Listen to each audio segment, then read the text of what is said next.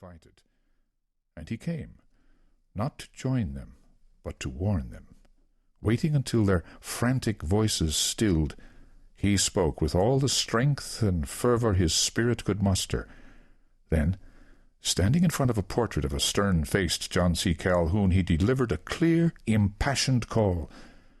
"Lay not up for yourselves treasure upon earth, where moth and rust doth corrupt, and where thieves break through and steal, but lay up for yourselves treasures in heaven, where neither moth nor rust doth corrupt, and where thieves do not break through nor steal. For where your treasure is, there will your heart be also." Lane and Jacobson had wavered, hesitant to reject completely the words of one they had called sir since first learning to talk. Others sat in silence. A few mocked. He overheard Eichholz whisper to Johnston that the old man looked more like a scarecrow than a planter, but in the end La Roche's smooth speech prevailed. No brands were plucked from the fire. All took the oath. All signed, but him. He had been obedient, but prophetic obedience that fails to accomplish its purpose leaves aching regret for the objects of its mercy. Thus he felt anger and grief. Anger against his enemy, grief for his friends and neighbors. Naturally minded, practical, astute in business, they only saw the need for security and self-preservation. Good churchmen all, yet they were deceived, failing to see the spiritual evil straining for release. "Don't you understand?" Hammond told him. "We must unite and preserve our wealth for the safety and future of our families." Of course, one knew. He and the old man shared a private moment in the midst of the gathering. La Roche's eye caught his, and flashed the identity and challenge of pure evil. The old man wanted to respond, strip away the pretense of the natural and cross swords in the unseen realm. But there was no call to battle from the spirit. "Why don't you let me confront it?" the old man pleaded. "All things have their appointed time.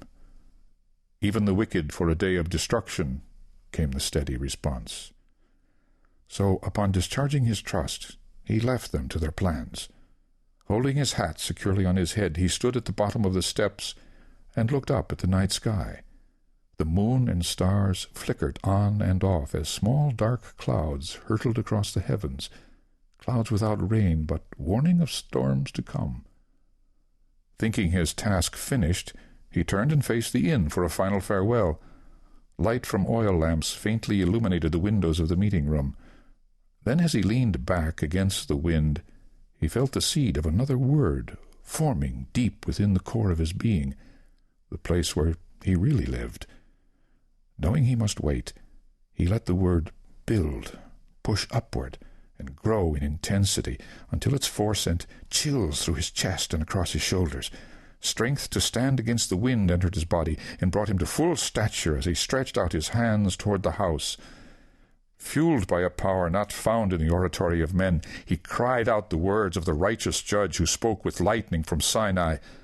"I, the Lord thy God, am a jealous God, visiting the iniquity of the fathers upon the children unto the third and fourth generation of them that hate me, and showing mercy unto thousands of them that love me and keep my commandments." A solitary bolt of lightning split the heavens high overhead. "This is what the Lord says. A son will be born to my house, and he will expose your evil power and execute my righteous judgments against you." The wind tore the words out of his mouth and swept them up into the swirling darkness. Inside the house, Jacobson shuddered and turned to Weiss. "What was that?" "Nothing. Only the wind." The old man remained motionless until the full power of the word was released. Knowing it would come to pass, he faced the storm, mounted his horse, and rode off into the darkness. The secretary, whom Rennie shared with two other associates in the banking law section of the firm, buzzed the speakerphone on Rennie's desk. "Attorney Jefferson McClintock from Charleston, calling on line 1, says it's personal." "I'll take it." Rennie shut the door of the windowless office he had occupied since graduating from law school 3 months earlier.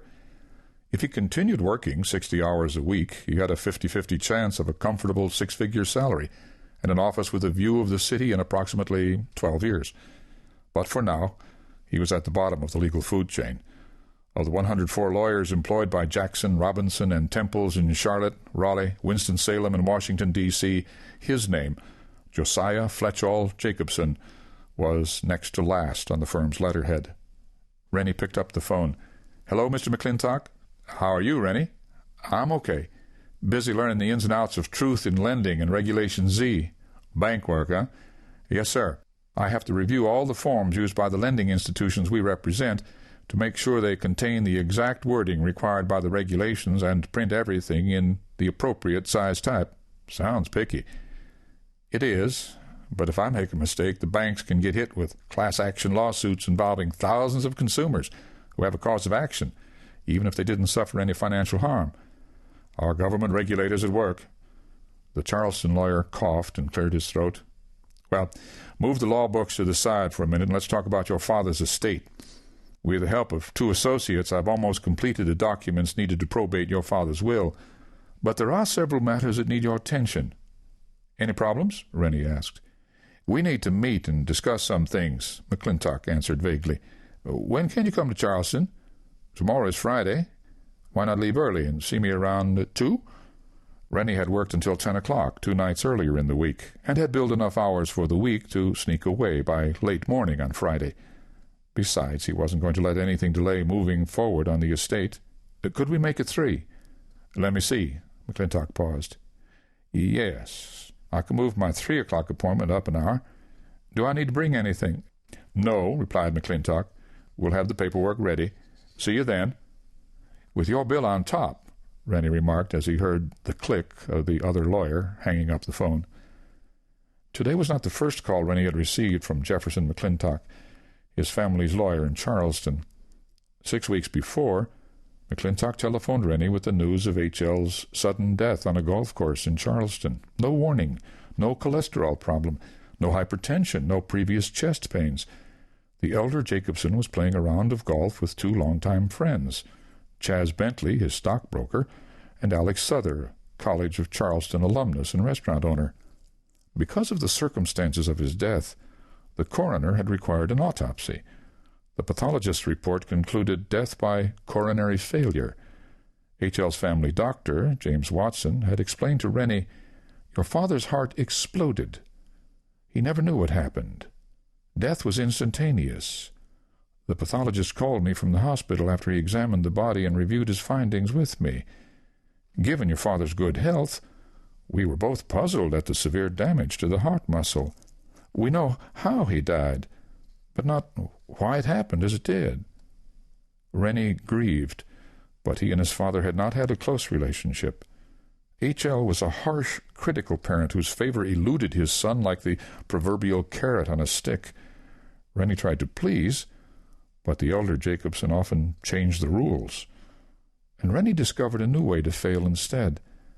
After his mother's death, Rennie only visited his father a couple of times a year. Since there was no one else with whom to share the considerable assets his father had inherited and then increased through savvy investments, Rennie looked forward to the trip to Charleston. Once the estate was settled, he would become what some people called independently wealthy. It had a nice ring to it, and Rennie indulged in fantasies of future expenditures. H.L. was not a generous parent. He paid for Rennie's education, but never provided the extras he could have easily afforded. After landing the job at Jackson, Robinson, and Temples, Rennie sold his old car for $3,000 and bought a new charcoal-gray Porsche Boxster convertible. The payment and insurance on the new car devoured almost half of Rennie's monthly paycheck, but the sporty vehicle was a sign to himself and subconsciously to his father that he had started up the ladder of success. Now he would be able to pay off the car, buy a house, perhaps even quit work, and duplicate his father's exploits in the commercial real estate market. His stay at the bottom of the law firm letterhead might be very short indeed. At 2:55 the next afternoon, Rennie was standing on the hot, humid Charleston sidewalk in front of the semicircular double stairway, beckoning him with open arms to the law firm of McClintock and Carney.